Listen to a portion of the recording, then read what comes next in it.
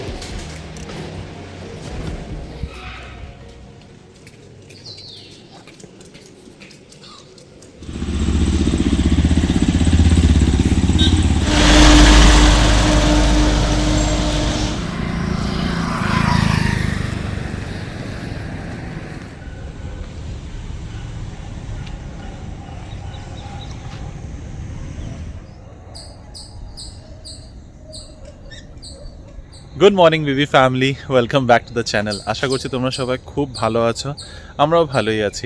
সকাল বাজে এখন 6:20 আর আমি অলরেডি লেকে চলে এসেছি। আজকে একদম সুন্দর 5:50 আই থিঙ্ক আমার ঘুম ভেঙে গেছে। তারপরে একটু শুয়ে রয়েছিলাম।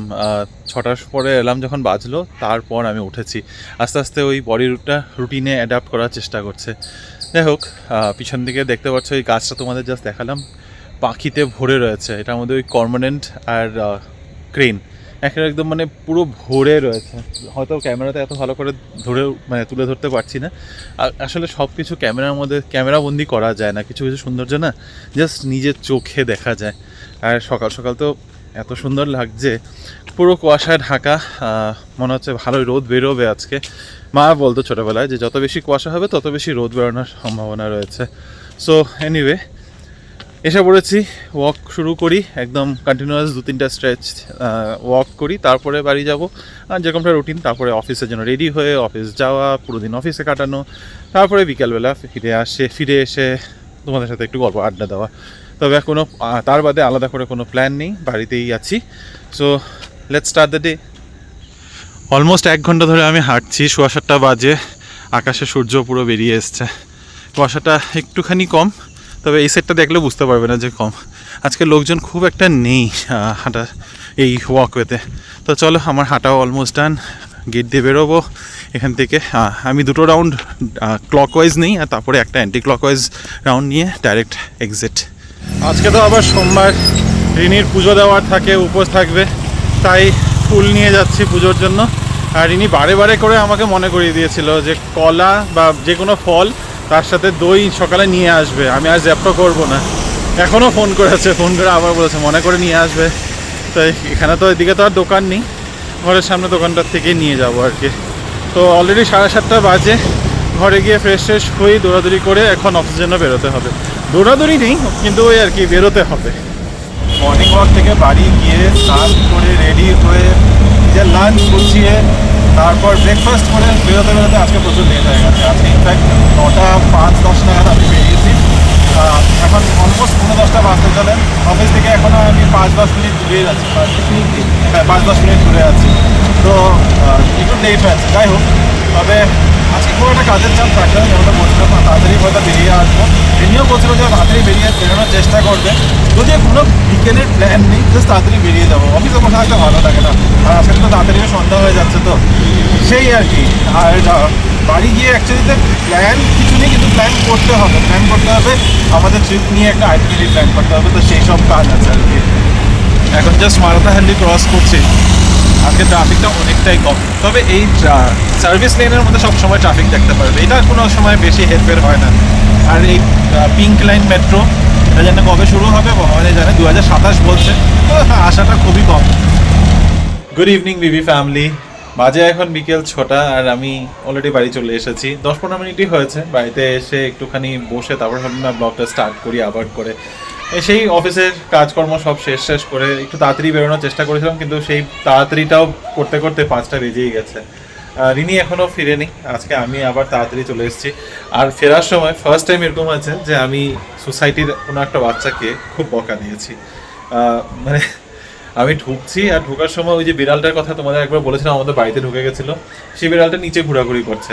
কেউ আবার এটার গলার মধ্যে এখন একটা ঘন্টি বেঁধে দিয়েছে, কারণ যেদিকে সেদিকে তো চলে যায়, তাই একটা ঘন্টি কেউ বেঁধে দিয়েছে। বিড়ালটা ঠিক আমাদের ব্লকের, মানে ব্লকের গেটের সামনেটার মধ্যে বসে রয়েছিল। একটা বাচ্চা ওটাকে মানে সাইকেল চালাচ্ছিল, তারপর বিড়ালটা যখন ওখানে এসে বসলো, সাইকেল থামিয়ে নিয়ে বিড়ালটা লেজ ধরিয়ে এরকম উঠে আছাড় ফাড়ছে। আমি দূর থেকে প্রথমে দেখে একবার ডাক দিয়েছি, শুনেনি, তারপর সামনে আসার পর দিয়েছি ধমক একটা, তারপর দৌড় মেরেছে বাচ্চাটা। তারপর আবার ওর মাটাও এখানেই ছিল, তখন এবার দৌড়িয়ে এসেছে, হোয়াট হ্যাপেন করতে করতে। সিরিয়াসলি মাটা যখন এখানে আছে দেখে নেই, নিশ্চয়ই দেখেছে। আর অনেকক্ষণ ধরেই আমি দেখছি, আমি একদম গেটের সামনে থেকে আসার সময় তখনই দেখছি যে হঠাৎ করে ও সাইকেলটা থামালো, তারপর বিড়ালটাকে উঠাচ্ছে। তখন ওখান থেকে বুঝতে পারি না যে এসব করছে। যেই একটু সি ব্লকের কাছাকাছি আসলাম, দেখছি বিড়ালটা লেজ ধরে এরকম করে উঠিয়ে উপর থেকে ফেলছে। ওখান থেকে চিৎকার করেছি, তাও মাটা ওর জাস্ট ওর পিছন দিকে ধরো মোটামুটি 10 মিটার ডিস্টেন্সে ছিল। মাটা কি দেখছে না? নিশ্চয়ই দেখেছে, কিন্তু ওই যে এমনই আদর যত্ন নিজের বাচ্চার, যে কেউ কিছু বকা দেবে না আর কি। আর আমি যখন বলেছি তখন হোয়াট হ্যাপেন করতে করতে এসছে। আমি তখন বলেছি যে যখন ও যে বিড়ালটাকে করছে, এটা কি তুমি দেখো নাই? ওরকম করলে তো বিড়ালটার হবে, বিড়ালটা যদি মরে যায় তাহলে হচ্ছে no he was just playing with it. এটা নাকি ওর প্লেইং উইথ ইট, মানে বিড়ালের লেজ ধরে উঠিয়ে আছাড় মারছে, আর এটা নাকি প্লেইং উইথ ইট। মানে বলে আর লাভ নেই, বেশি বাচ্চাদেরকে প্রোটেক্ট করতে করতে না মানে শাসন করাটা ভুলে যাচ্ছে। এনিওয়ে, আমার মাথাটা হঠাৎ করে একটু মানে তখন খারাপ হয়ে গেছিল। আমি তখন বললাম, আমি জাস্ট মানে ভেবে করতে করতে আমি ঢুকে গেছি।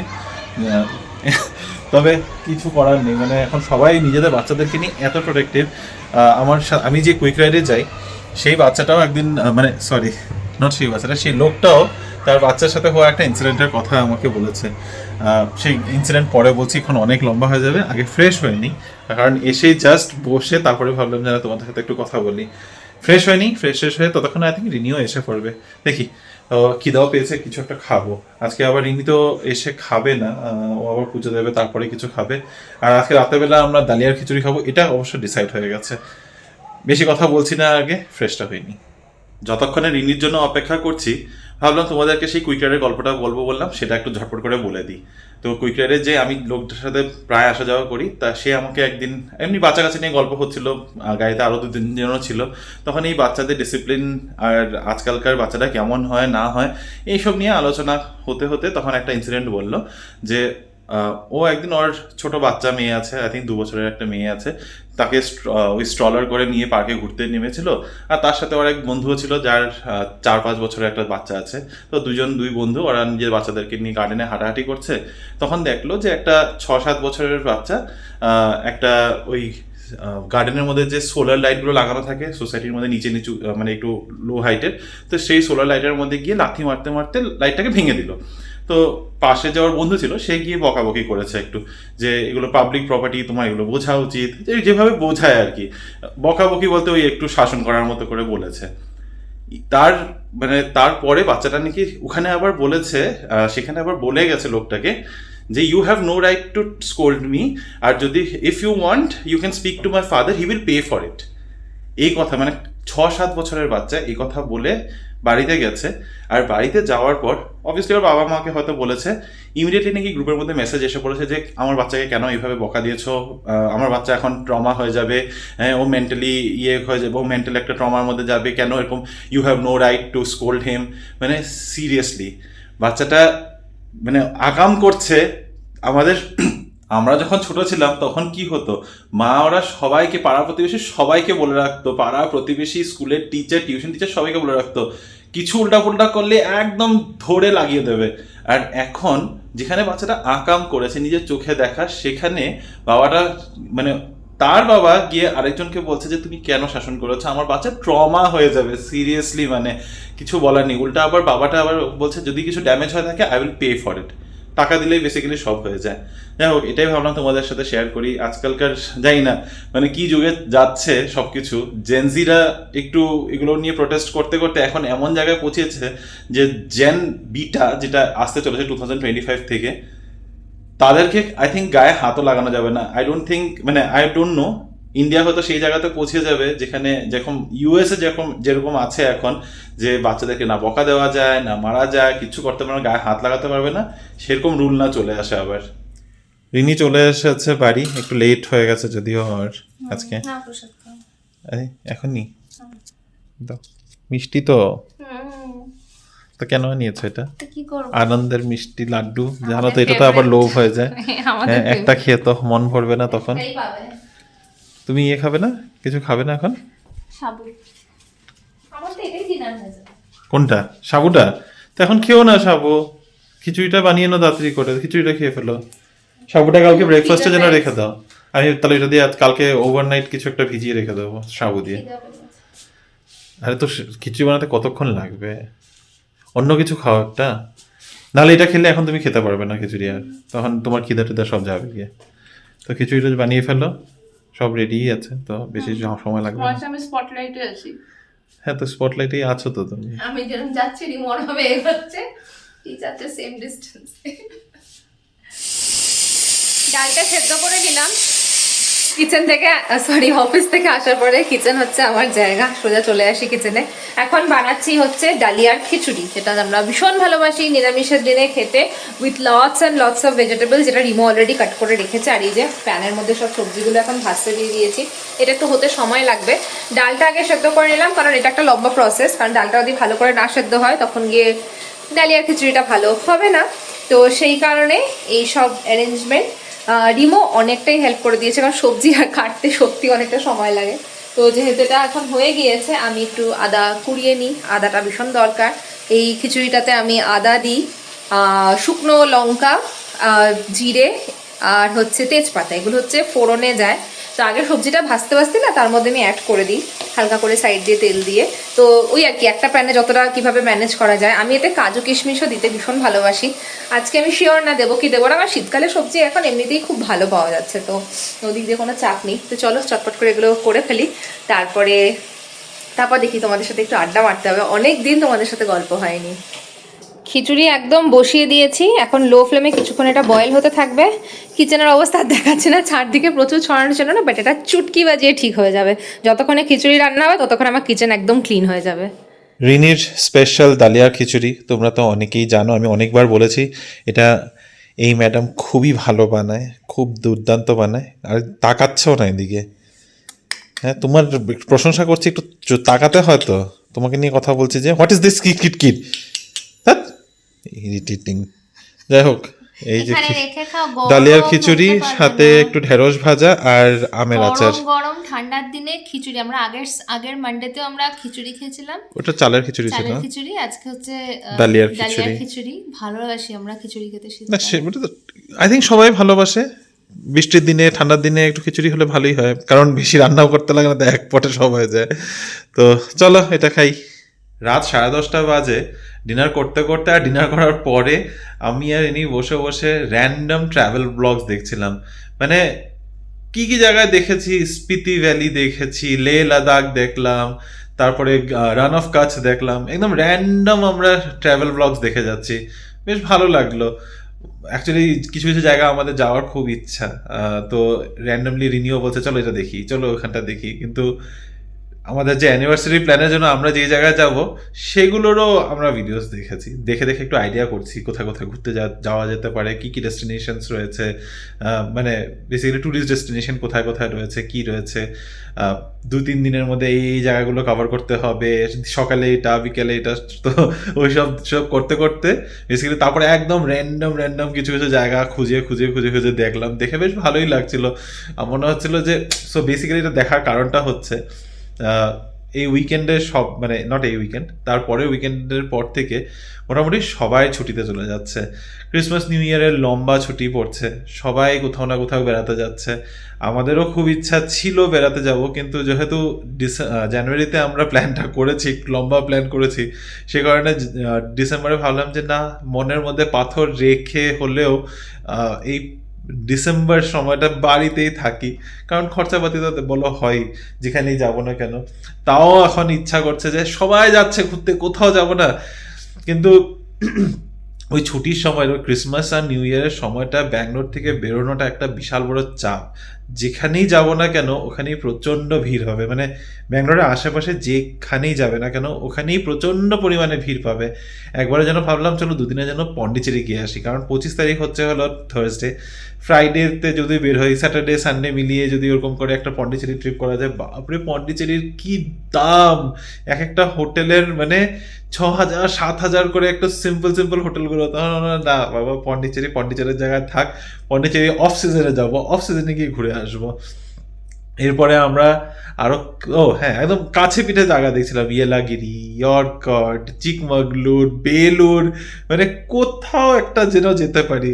কিন্তু লাস্ট পর্যন্ত তারপরে আবার ঘুরে ফিরে সেই একই সার্কেল ব্যাক করে আসলাম যে না, বাড়িতেই থাকি। কারণ স্যাটারডে করে বেরোবো, সেই রাস্তাতে ট্রাফিক পাবো, রাস্তাতেই আটকে থাকবো অনেকক্ষণ, গিয়ে পৌঁছাবো, টায়ার্ড হয়ে থাকবো, আবার তারপরে ঘোরাঘুরি তো হবেই না। তো basically will be just at home.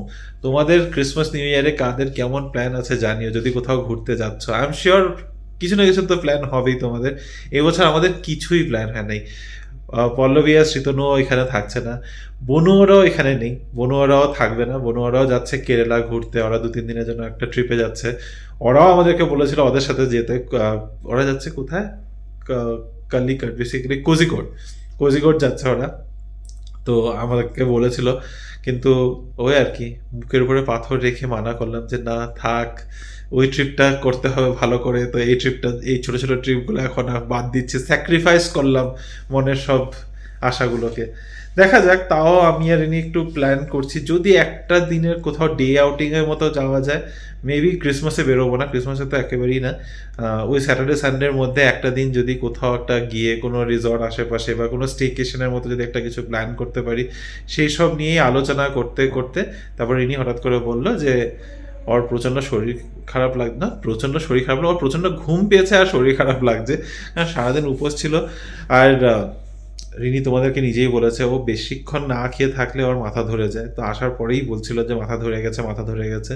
তারপরেও ডালিয়ার খিচুড়ি বানিয়েছে, যেটা দারুণ দুর্দান্ত খেয়েছি। আর তারপরে ও বললো যে না, এবার আমি গিয়ে ঘুমিয়ে পড়বো। তো জাস্ট কোনোরকম কিচেন টিচেন পরিষ্কার করে আমরা এসব আলোচনা করে ও গেছে গিয়ে ঘুমোতে। আর কমেন্টসে আজকে বেশি কিছু নেই, তোমরা অনেকেই মামির আত্মার শান্তি কামনা করেছো, আমরাও সেটাই কামনা করি। উনি যেখানেই থাকুক ভালো থাকুক। আর বাকি সবার life as there is a saying goes, the show must go on. তো সবার জীবনই চলতেই থাকবে। এই অন দিস নোট আজকের ভিডিওটাকে এখানেই শেষ করছি। বেশি লম্বা একটা ভিডিও না, খুবই ছোটোখাটো একটা ভিডিও তোমাদের সামনে আজকে তুলে ধরেছি। কারণ অ্যাকচুয়ালিতে ওই যা হয় উইকডেজে দেখানোর মতো তো তেমন কিছু থাকে না, তাও চেষ্টা করি তোমাদের সাথে মুখোমুখি এসে কিছুটা সময় কাটানোর আর কি। এটাই বলতে পারো আমাদের একটা সেফ স্পেস, আমাদের একটা ডিস্ট্রেসিং জায়গা এখন। তো আজকের এই ভিডিওটার মধ্যে যদি কিছু ভালো লেগে থাকে, please to like, share, comment and subscribe to our channel Bengaluru Bengalis. দেখা হবে কাল আবার তোমাদের সাথে একটা নতুন দিন, নতুন ব্লগ, নতুন কিছু গল্প নিয়ে। Till then stay safe and bye bye, good night.